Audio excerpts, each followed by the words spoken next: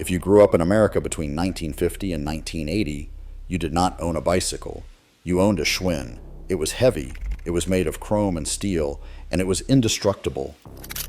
The Schwinn Stingray was not just a toy, it was a ticket to freedom. The Schwinn Varsity was not just a road bike.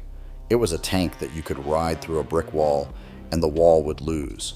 For 100 years, the Schwinn name stood for Chicago steel and American craftsmanship.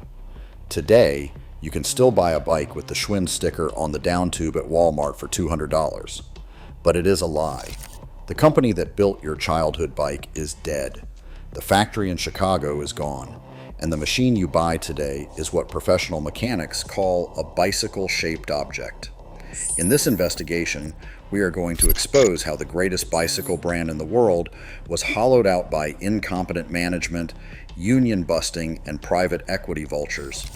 We will show you the forensic difference between the electro-forged frames of the past and the robotic, welded junk of the present. And we will explain why buying a new Schwinn today is an insult to the memory of the brand. Chapter 1. The Chicago Fortress. To understand what we lost, you have to understand how they used to build them. Most bicycles in the 20th century were built by brazing steel tubes into lugs. It was slow and it was expensive. Schwinn did it differently.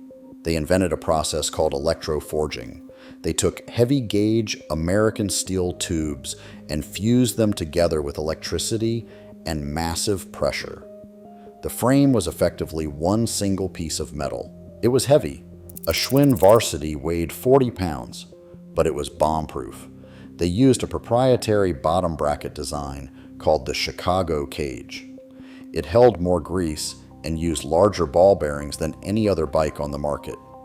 You could leave a Schwinn in the rain for 5 years, drag it out of the mud, pump up the tires, and it would still ride. This quality made them the dominant force in the industry.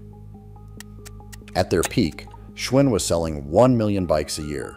They were the General Motors of bicycles, but arrogance is a slow killer. Chapter 2. The Missed Turn. In the 1970s, a group of hippies in Marin County, California, started modifying old Schwinn cruisers to race down mountains. They called them clunkers. They were inventing the sport of mountain biking. They went to Schwinn and said, "You should build a bike for this." Schwinn management, sitting in their high-rise offices in Chicago, laughed at them. They said mountain biking was a fad. They refused to innovate. So, companies like Specialized and Trek stepped in and took the market. By the time Schwinn realized their mistake, it was too late. They had lost the cool factor. Simultaneously, the factory floor was at war. The workers in Chicago knew the machinery was outdated. They knew the management was incompetent. In 1980, they went on strike. Instead of fixing the problems, Schwinn management decided to outsource. They sent the manufacturing of their core products to a factory in Taiwan called Giant. They taught Giant how to make bikes. They gave them the blueprints, and within 5 years, Giant became their biggest competitor and ate them alive. Chapter 3. The Corporate Vultures. In 1992, Schwinn filed for bankruptcy. This is where the story turns from a business failure into a tragedy. The brand was bought by investment groups who did not care about bikes. They cared about the logo. They bounced the company around until 2001, when it was sold to Pacific Cycle. Pacific Cycle had a new strategy. They took the Schwinn name, which still meant quality to millions of Americans, and they put it into Walmart, Target, and Kmart. This is the moment the brand died. To sell a bike at Walmart for $150, you cannot use Chicago steel. You cannot use quality bearings. You have to use the cheapest materials on earth. Chapter 4. The Bicycle-Shaped Object. If you buy a Schwinn today, you are buying a disaster. Professional bike mechanics have a term for these, BSO, bicycle-shaped objects. They look like bikes. They have wheels and a chain, but they are not designed to be ridden. They are designed to be sold. The frames are made of soft, low-quality steel that bends under stress. The brake levers are made of plastic that snaps in your hand. The derailleurs are made of stamped tin that cannot be tuned. But the real crime is the assembly. These bikes are not put together by mechanics. They are put together by stock clerks who are paid by the unit. We see front forks installed backwards. We see handlebars that are loose. We see brakes that do not stop the bike. These are not just low quality, they are dangerous. If you take a modern Walmart Schwinn to a real bike shop for a tune-up, they will often refuse to work on it. Why? Because the parts are so cheap that they break when you try to adjust them. The mechanic knows that if he touches it, he owns the problem, so the repair costs more than the bike.